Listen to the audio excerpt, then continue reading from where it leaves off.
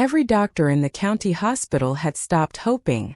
The most feared crime lord in the city, a man who had bent judges, broken rivals, and built an empire that ran deeper than the sewer lines beneath the streets, was lying in a public ward under the name John Doe, connected to nothing but a single heart monitor that beeped out a slow, reluctant rhythm, as if even the machine wasn't sure it was worth the effort. 3 weeks had passed since Harry's own son had pulled the trigger.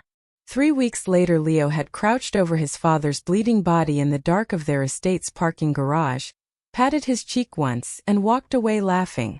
The bullet had been clean. The betrayal had not. Harry's body had survived. His reason to live had not. The city didn't know any of this.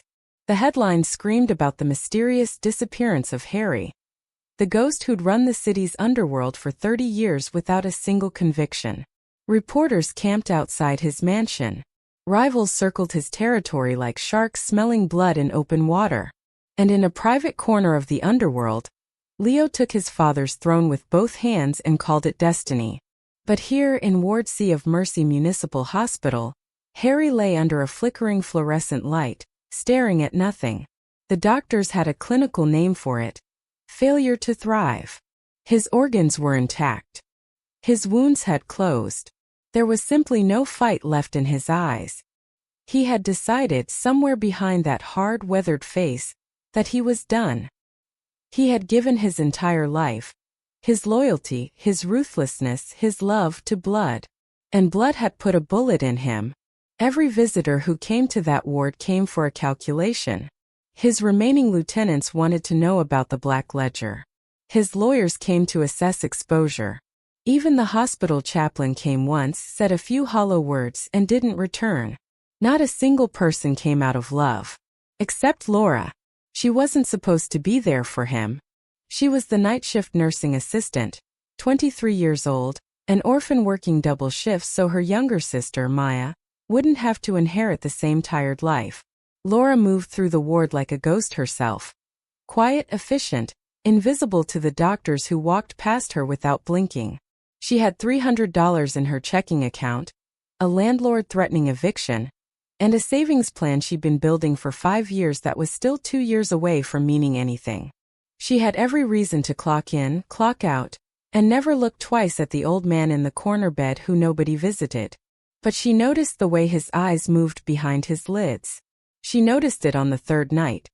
A rapid, restless movement, like a man trapped in a dream he couldn't escape. The other patients slept still. Harry fought, even in whatever place he'd retreated to. And something in Laura, the part of her that had held her little sister through too many dark nights to count, recognized that particular kind of suffering. It wasn't medical. It was grief. It was the grief of someone who had believed in something completely, and had it destroyed. So she started talking to him. Not because she knew he was Harry. Not because she wanted anything from him. She talked because her grandmother had once told her that the soul can hear what the body refuses to, and because the ward was empty and quiet and she had stories that needed somewhere to go. She told him about Maya's acceptance letter to the university she'd been dreaming of for years. She told him about the pigeons that gathered on the hospital's window ledge every morning as if they were waiting for something. She told him about the way rain on a window could make even the worst night feel like it had a kind of beauty to it. And somewhere deep inside the gray, formless silence Harry had pulled around himself like armor. Somewhere past the rage and the heartbreak and the cold decision to simply stop, he heard her. He didn't open his eyes. He didn't move. But the heart monitor spiked just once on a night when Laura whispered, "Whoever you are, I think you've forgotten that the world still has things worth waking up for." She had no idea what she just started. Call to action.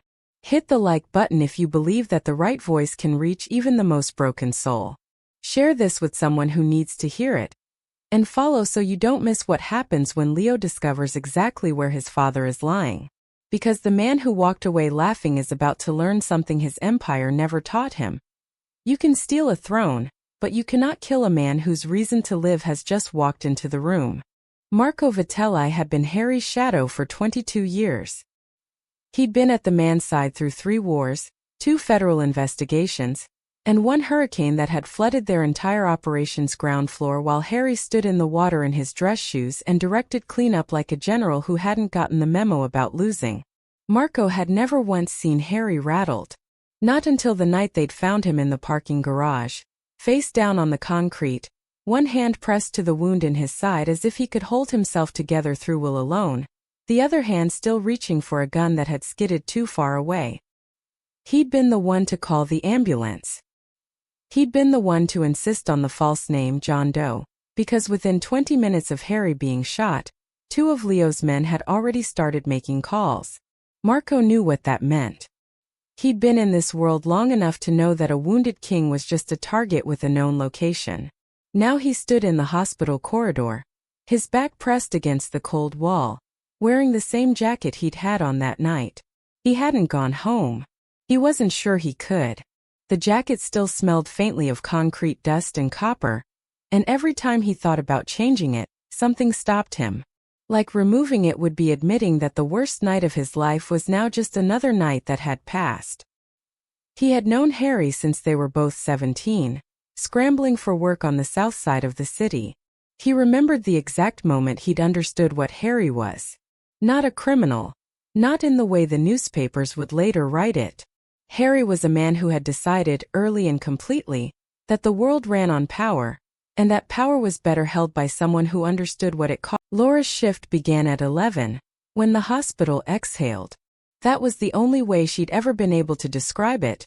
That particular loosening that happened after the last family member signed out, after the attending physicians made their final rounds, after the day shift nurses handed off their clipboards and their exhaustion and disappeared into the elevator. The ward didn't go quiet so much as it went honest. No performances. No careful faces. Just the low hum of machines, the occasional murmur from a restless patient, and the truth of what this place actually was. A room where people were fighting in the most private way possible to stay in the world. She liked that hour. She understood it. She moved through her routine the way she always did, methodically, without wasted motion, checking vitals in the order she'd memorized on her first week and never deviated from since. Mr. Okafor in bed too needed his blanket adjusted. The woman by the window, Mrs. Petrov, who never spoke but always watched, had knocked her water cup to the edge of the tray again. Laura righted it without being asked, the way she always did, and moved on. She almost passed bed 7 the same way. She would have if she hadn't glanced over at the wrong moment. Or maybe the right one. Later she wouldn't be able to say which. His eyes were closed. They always were. But beneath the lids something was moving. A rapid trembling flicker, side to side and then back again, like a man searching frantically for a door in a dark room and finding only walls. She'd seen restless sleepers before. This wasn't that. This was someone fighting. This was someone who had gone somewhere terrible inside themselves and couldn't find the way back out. Laura stood at the foot of bed 7 for a long moment. The chart said John Doe. It said failure to thrive. It said the patient was physically stable, vitals unremarkable, prognosis unclear. It did not say what she could see plainly, that this man, whoever he was not resting. He was drowning. And he was doing it alone. She pulled the chair close and sat down. She didn't have a plan. She'd brought a small, battered book of poetry in her bag. She always did, a habit left over from the nights she'd spent reading to her sister during the bad years, when Maya was sick and frightened and the only thing that helped was the sound of a voice that wasn't scared. Laura opened it to no page in particular and began to read. Low. Just above a whisper. The words weren't important, she knew that. What mattered was the sound. The shape of a human voice in the dark, steady and unhurried, saying, I'm here. You're not alone in this. She read for 20 minutes. Then she set the book down and just talked. She told him about Maya's acceptance letter, how she'd read it 4 times standing in the hallway of their apartment building because she couldn't quite believe it was real. She told him about the pigeons on the 3rd floor ledge, who showed up every morning like they had appointments to keep. She told him that it had rained all afternoon, and that the puddles in the parking lot had turned the streetlights into something almost beautiful, if you looked at them the right way. She didn't know if any of it reached him. But when she stood to leave, When she straightened his blanket and clicked off the bedside lamp and took one last look at the man the chart called nobody, the flickering behind his lids had stilled. He wasn't at peace. She didn't fool herself into thinking that. But he had stopped searching quite so desperately. And in Laura's experience, that was sometimes the best you could offer a person. Not an answer, but a pause. A breath. A reason to stay in the dark just a little longer instead of giving in to it completely. She pushed her cart to the door. Behind her, so faint she would later wonder if she'd imagined it, the heart monitor steadied into something that almost sounded like resolve. Leo held the first meeting in his father's chair. That was the tell. Every man in the room knew it. The 12 lieutenants who had served Harry for a combined century, who had built this organization brick by careful brick. They all saw it the moment Leo settled into that chair like he'd been waiting his whole life to fill it. Harry had never sat in that chair during meetings. Harry stood. He walked into the room. He made you feel the weight of his attention by moving it around, never letting anyone get comfortable with where he was looking. Leo sat down, leaned back and put one ankle on his knee, and in that single gesture communicated everything they needed to know about the years ahead. He was going to enjoy this. The city felt the change within a week. Harry had run his empire the way an old general runs a long war, with patience, with territory clearly marked, with enough quiet agreements in place that the violence, when it came, was surgical and contained. There were neighborhoods Harry didn't touch. Not out of sentimentality, but out of strategy. Disruption drew attention. Attention drew heat. Harry had always understood that the most dangerous thing a man in his position could do was make civilians feel it. Leo understood no such thing. He raised the street tax on 3 boroughs in the same week he took over, didn't give the operators time to adjust, and when 2 of them pushed back, he made an example so loud it ended up in the newspaper. Then he moved on the Delgado territory on the east side. A boundary Harry had held steady for 11 years through a handshake agreement that had kept both sides profitable and quiet. Leo tore it up because he thought it made him look strong. What it actually did was start a war. The Delgados didn't negotiate. They retaliated. And suddenly there were shootings in neighborhoods that hadn't seen that kind of violence in a decade. Rourke Street was one of them. It was a narrow, tired block on the edge of the east side. The kind of street that had been overlooked by developers long enough that actual communities had taken root there. A Dominican grocery on the corner that had been run by the same family for 30 years. A laundromat. A building of small apartments whose tenants had been there so long they knew each other's children by name. Laura's building. She didn't know, when she heard the shots 3 blocks over on a Tuesday night, that the violence had anything to do with a power transition in the underworld. She knew only that she lay awake listening and thinking about Maya, who was staying with a friend across town, and feeling grateful for that small mercy. In the morning she found 2 of her neighbors standing in the stairwell talking in low, frightened voices about whether it was time to leave. She couldn't afford to leave. That was the truth she carried to work with her that night, quiet and heavy, the way she carried most truths, without putting it down, without letting it show. What she didn't know was that Leo's men had already flagged her building. A developer with mob ties had been circling that block for 2 years, waiting for Harry's restraint to lift. It had lifted. The paperwork was already moving. The tenants of Rourke Street had perhaps 60 days before the pressure became something they couldn't ignore. Laura pushed her cart through the ward at 11 o'clock, unaware of any of this. She checked on Mr. Okafor. She righted Mrs. Petrov's water cup. She made her way, as she always did now, to bed 7. The man who had no name lay still in the blue dark. And somewhere across the city, his son was burning down everything Harry had spent 30 years being careful not to destroy. It wasn't the kind of thing Laura talked about. Not with coworkers, not with Maya, not with anyone who might worry or try to fix it or look at her differently afterward. She had been raised to carry hard things quietly, to treat struggle as a private matter, the way you'd treat a wound you didn't want to make a fuss over. You cleaned it. You wrapped it. You kept moving. But it was 2 in the morning, and she was tired in a way that went past her bones, and the eviction notice had been sitting in her bag for 3 days now, folded into quarters like she could make it small enough to stop being real. And the man in bed 7 was unconscious, And the ward was empty, and sometimes, she was learning this about herself, the only place she could put the weight down was somewhere it couldn't be used against her. So she sat. And she told him. She told him about the notice, 60 days, signed by a property management company she'd never heard of, citing a building sale that nobody in the building had known was coming. She told him about the 3 phone calls she'd made to a tenants' rights line that had gone to voicemail twice, and then connected her to someone who was sorry but not helpful. She told him about the building on Rourke Street, about the 30 years of other people's lives stacked inside it, about Mrs. O'Yelleran on the 4th floor who was 81 and had lived there since before Laura was born and had nowhere else to go. She told him she wasn't sure she did either. "I have a plan," she said, the way she always said it. Not with confidence, but with the particular stubbornness of someone who has said a thing enough times that they've decided to make it true. "Maya finishes her first year and gets her scholarship sorted. And then I find something smaller, something cheaper. It's fine. It'll be fine." She paused. In the silence, a monitor beeps somewhere down the hall. "I just don't know where Mrs. O'Yelleran goes. That's the part one can't get past." She looked at him, then really looked the way you're careful not to look too long at something that already has a pull on you. His face in the low light was all hard lines and old damage. A jaw that had been set against the world for so long it had forgotten how to unclench.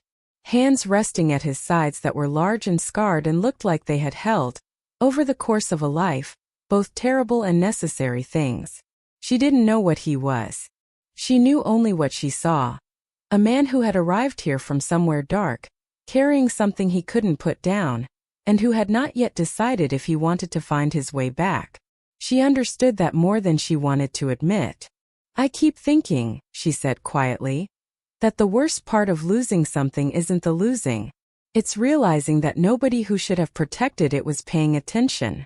The room held the words for a moment. And then the heart monitor spiked. Not a flutter this time.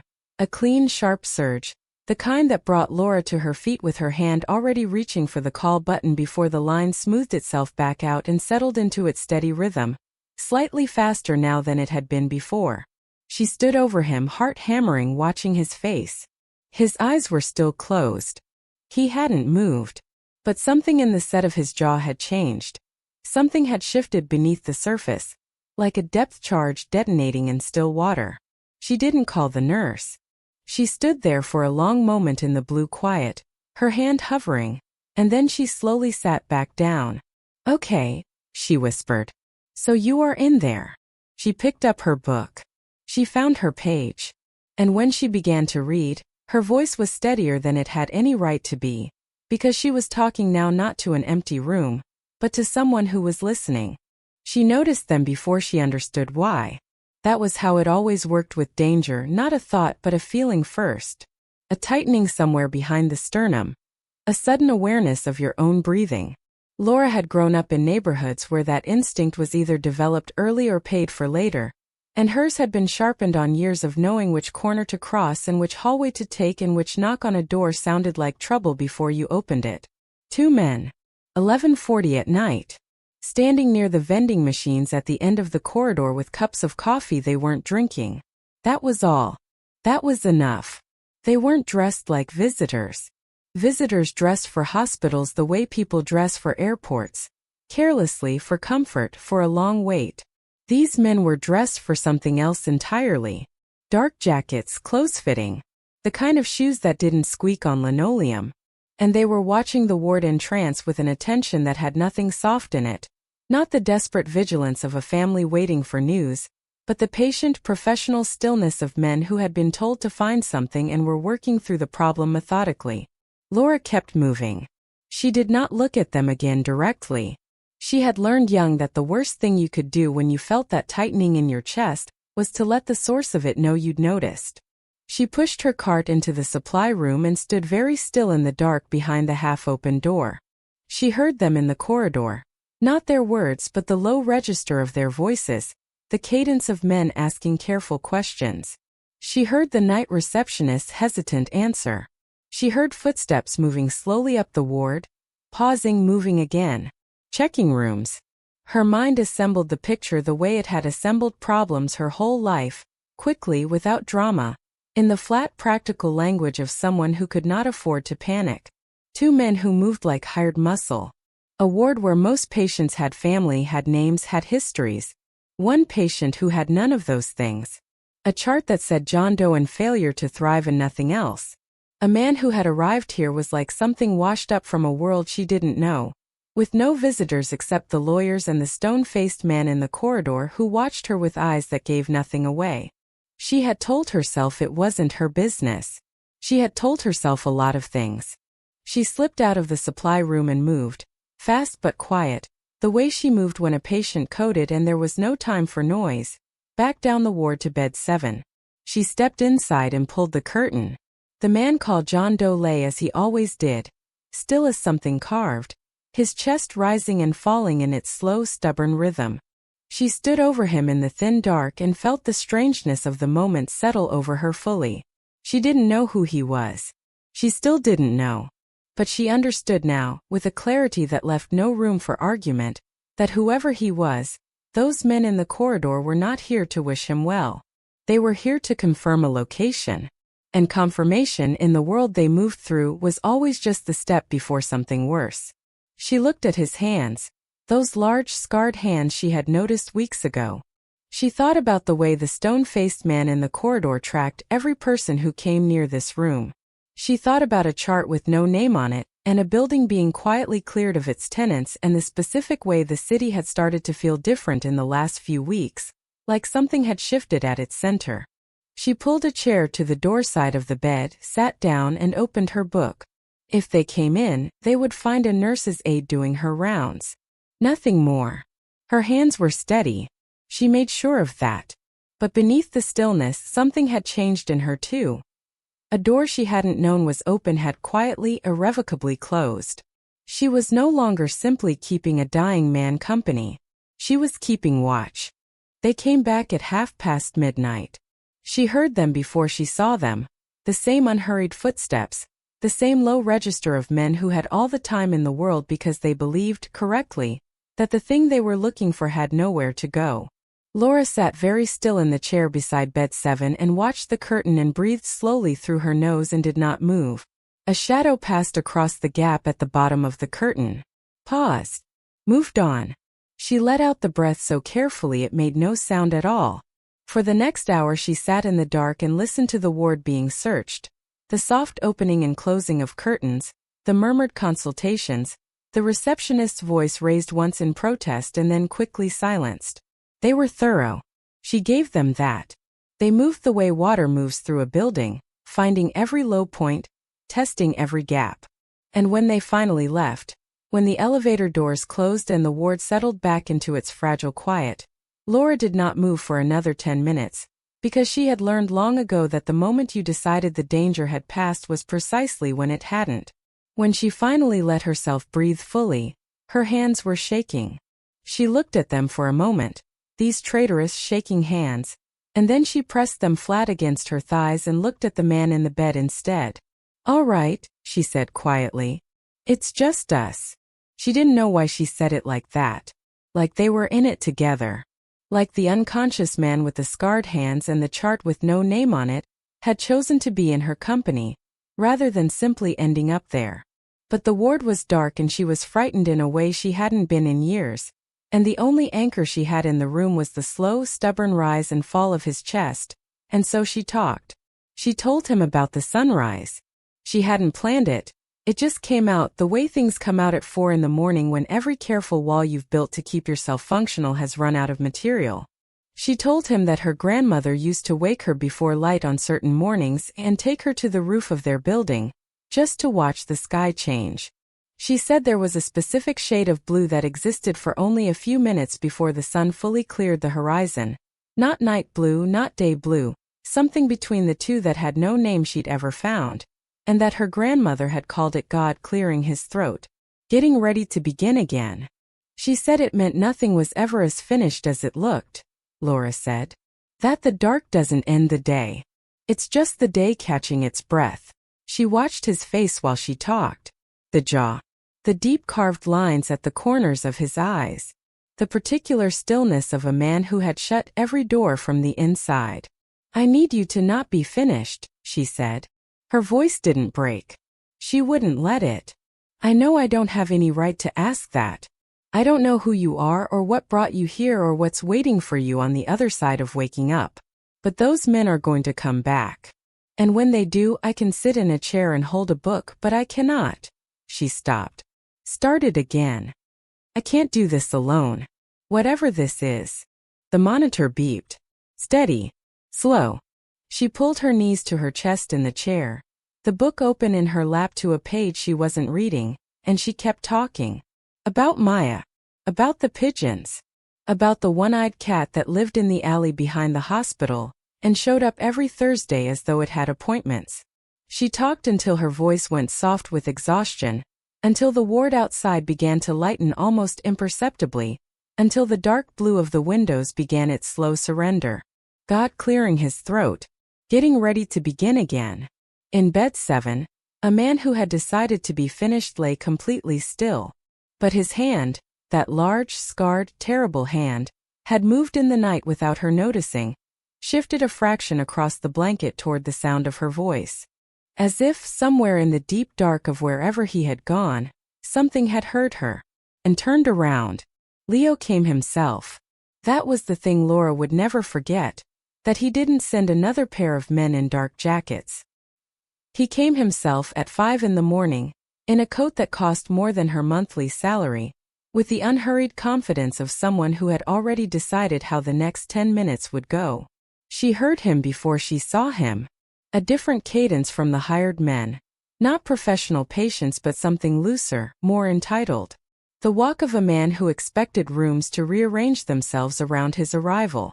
She was on her feet before the curtain moved, the book sliding from her lap, and then he was standing in the gap and she was standing between him and the bed, and neither of them had planned for the other. He looked at her the way certain men look at women they consider furniture. A flicker of assessment, then dismissal. Step aside, he said. Not cruelly. That was almost worse. The complete absence of any acknowledgement that she was a person whose stepping aside required a reason. Laura did not step aside. She wasn't brave. She wanted to be clear about that, at least to herself. Her legs were shaking inside her scrub pants and her mouth had gone completely dry, and every sensible instinct she owned was screaming at her to move. But she thought about the shadow at the bottom of the curtain. She thought about Mrs. O'Yelleran on the 4th floor with nowhere to go. She thought about a hand that had moved in the night toward the sound of her voice. And she stayed where she was. This is a restricted ward, she said. Her voice came out steadier than she deserved. Visiting hours don't begin until 8. Leo looked at her for a moment with something that might, in better light, have resembled patience.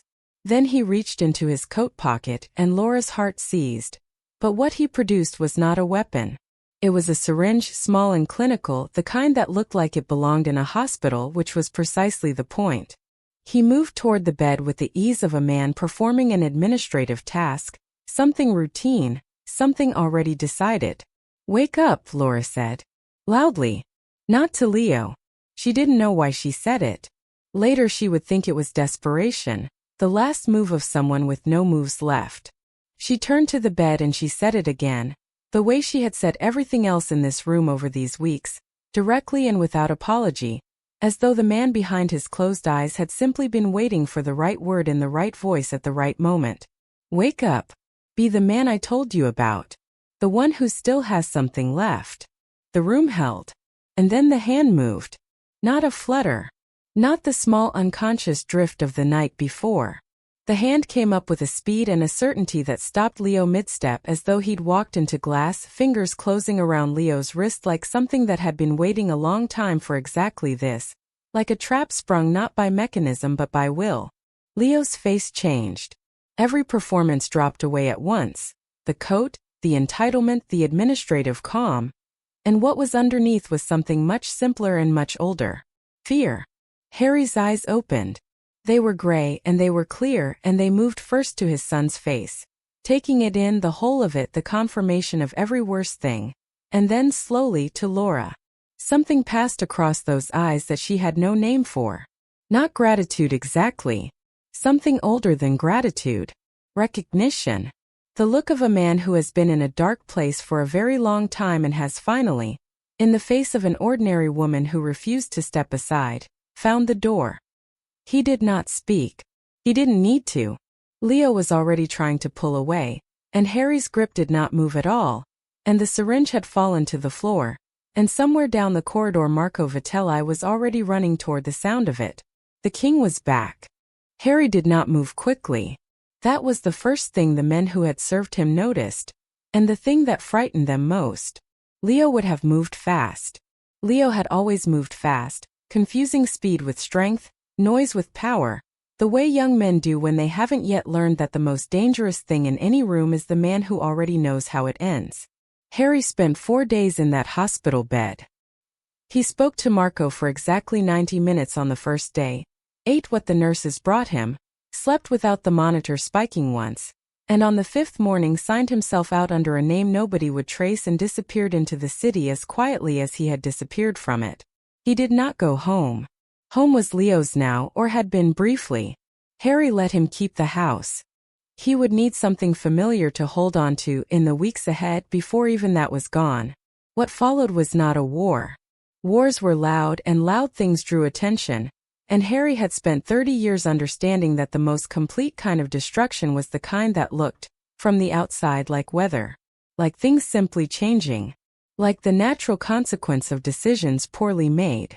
The black ledger went first.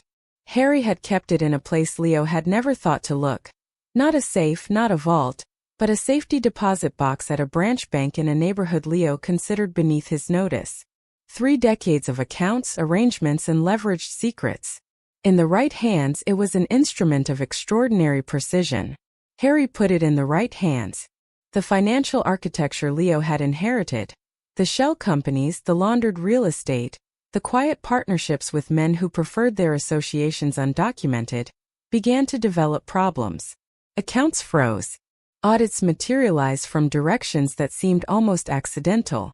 Partners who had tolerated Leo's recklessness for the sake of continuity now found, quietly and through intermediaries, that their interests might be better served by a different arrangement. Not with Harry directly. Harry was retired. With parties whose names did not appear in any ledger at all. Took 11 days. Leo woke on the 12th to discover that the empire he had killed his father to inherit had become, overnight, a collection of empty structures and unanswered phones. The men who had pledged loyalty to him were gone. Not dramatically, not with confrontation, simply gone, the way smoke goes when a window opens. His accounts were not seized. They were simply no longer accessible. His allies did not betray him. They became unavailable. He had nothing left to threaten and nowhere left to stand. Harry met his son once in the parking garage of a hotel on the edge of the city, neutral ground, which was a courtesy Leo had not extended to him. He came alone, which surprised Leo, and he stood without any of the old imperious weight, which surprised Leo more. He looked like a man who had recently been somewhere very dark and had come back changed by it. Quieter. Less interested in being feared.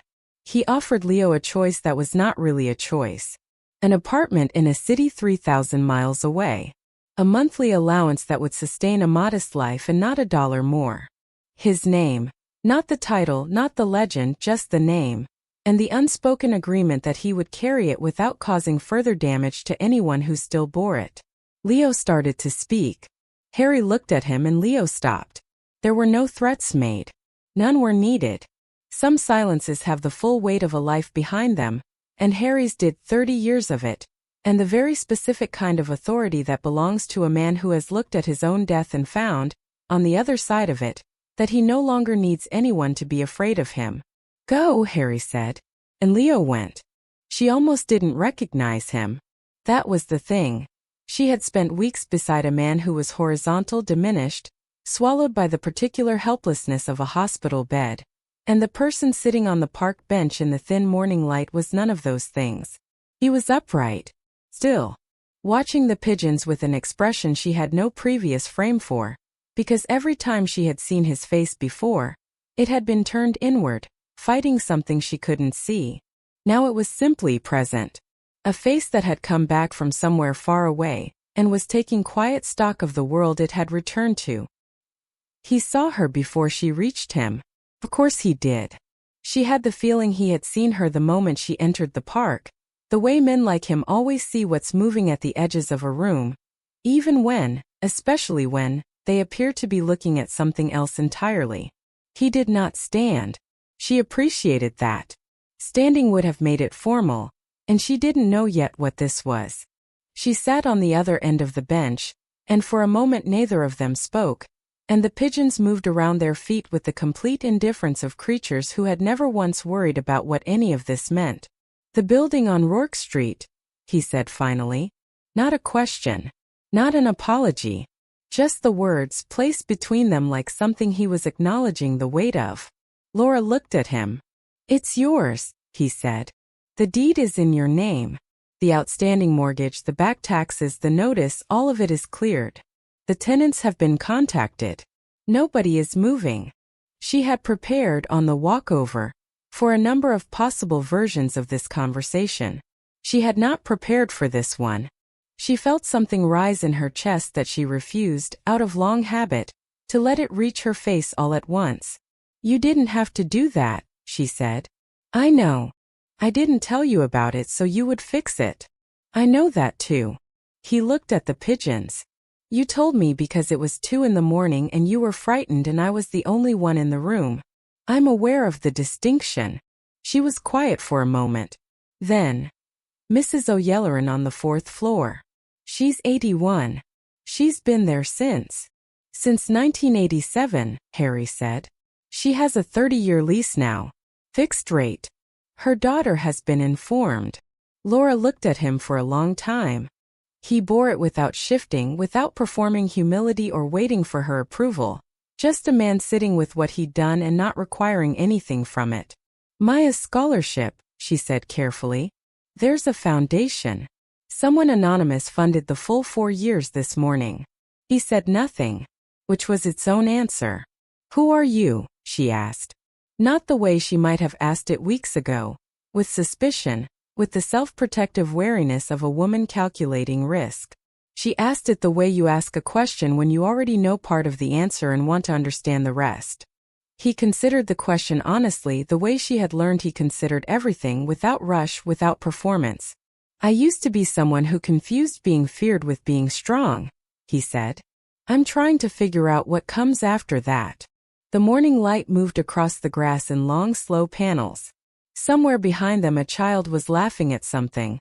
The specific, unself-conscious laughter of a person who hasn't yet learned to ration joy. "It's a process," Laura said. The corner of his mouth moved. Not quite a smile. The shape of one, remembered. They sat together in the thin warmth of the early sun, the man who had once run the city and the woman who had whispered him back into it, and watched the pigeons who had appointments to keep and keep them, and did not ask anything of anyone. It was enough. For the first time in a very long time for both of them, it was simply quietly enough. Thank you for watching this story to the end. If you enjoyed this story, you will surely love the next one. It's as crazier and more intriguing as I can ever imagine. So do check it out. Click on the image showing on your screen right now to watch the next one. Don't forget to subscribe.